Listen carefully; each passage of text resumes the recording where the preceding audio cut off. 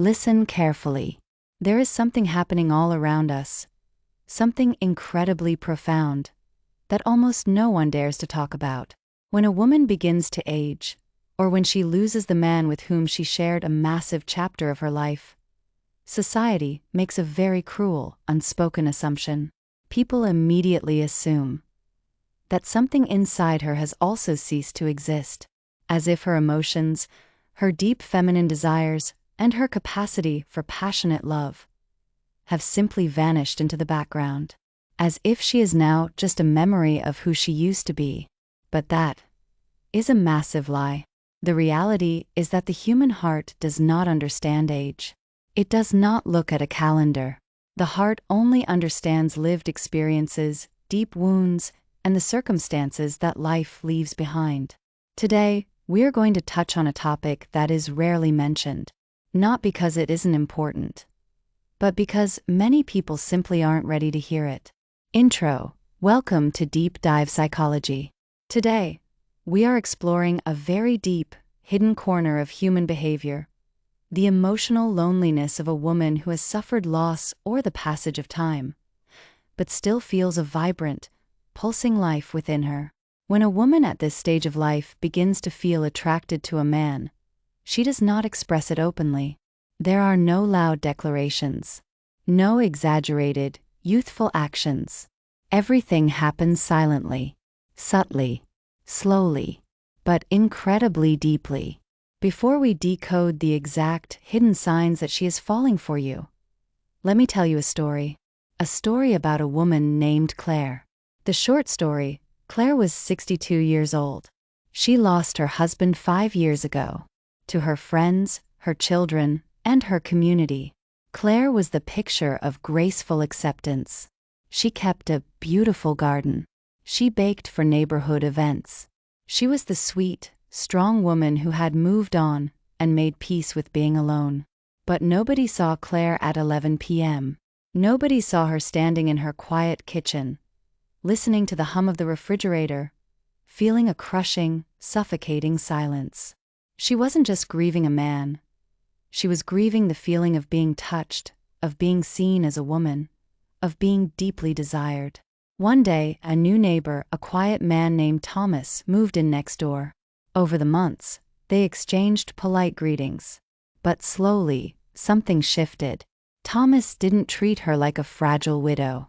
He looked her in the eyes. One afternoon, he noticed she was struggling with a heavy box of soil. He didn't make a big deal out of it. He just calmly walked over, picked it up, and said, "Tell me where you want this, Claire." In that tiny moment, Claire felt something she hadn't felt in 5 years.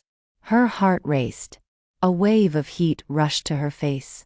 But instead of smiling or flirting, Claire completely froze. She looked down, mumbled a quick thank you, and hurried inside her house, closing the door. Thomas thought he had offended her. He thought she wanted to be left alone. He was completely wrong. Behind that closed door, Claire was leaning against the wood, her heart pounding out of her chest, fighting a massive internal war between the guilt of her past and the sudden, terrifying spark of her present. The psychology of the invisible woman. To understand why women like Claire react this way, we have to look at the psychology of societal conditioning. A woman like this carries not only the reality of the present, but the heavy, invisible weight of the past. She carries memories, losses, and questions she has never voiced aloud. On the outside, she has spent years building a fortress. She appears strong, independent, and self-sufficient. But inside, she is often battling a profound loneliness that no one is allowed to see. Society subtly strips older women, or widowed women, of their romantic identity. Society tells her how she should feel, how she should mourn, and how she should quietly fade into the background of other people's lives. But the human nervous system cannot obey the rules of society. The biological need for connection, for emotional intimacy, and for romantic polarity remains alive, even when everything around it changes. And when that heart suddenly feels a spark again, that is exactly where her internal conflict begins. The internal war, fear, guilt, and desire. When attraction hits a mature woman who has experienced loss, it doesn't arrive like a fairy tale. It arrives alongside fear. It arrives with doubt. Psychologists call this cognitive dissonance. Her brain is holding two completely conflicting emotions at the exact same time. Her body and heart are saying, "I want this man. I feel alive around him."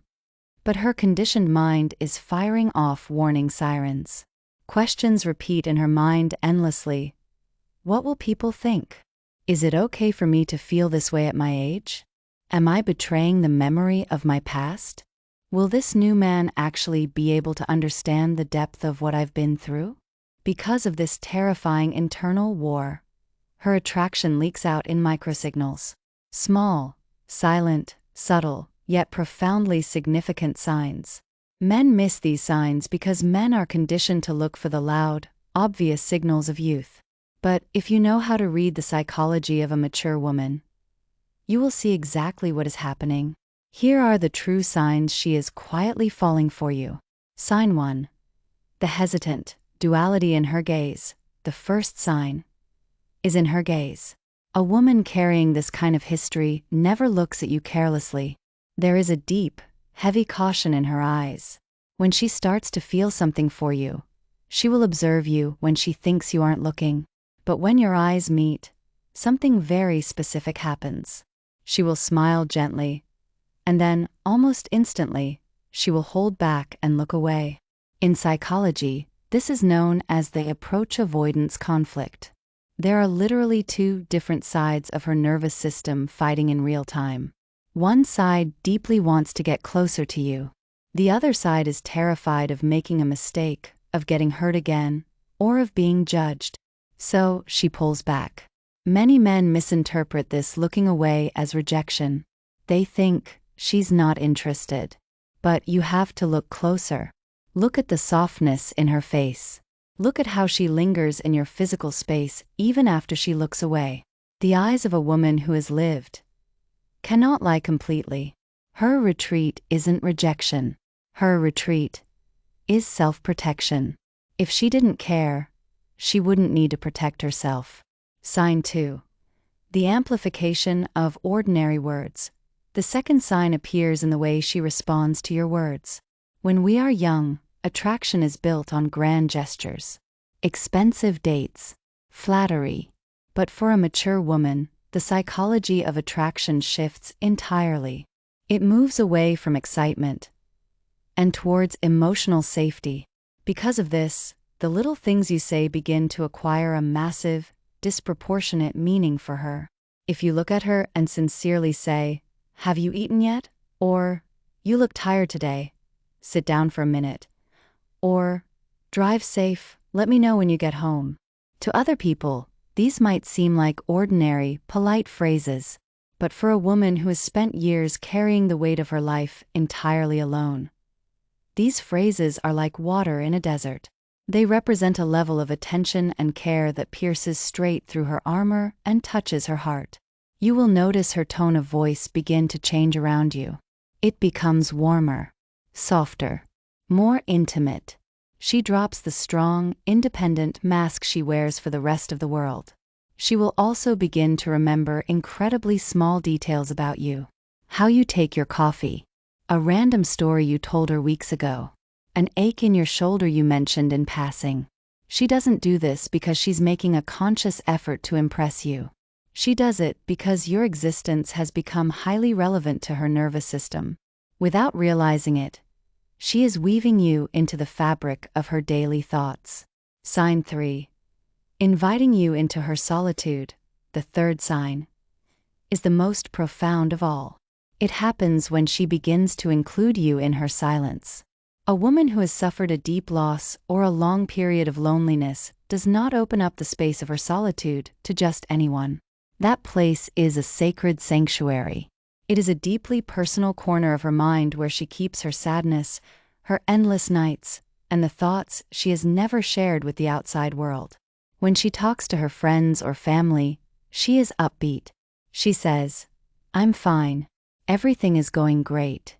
But if she is alone with you, and she looks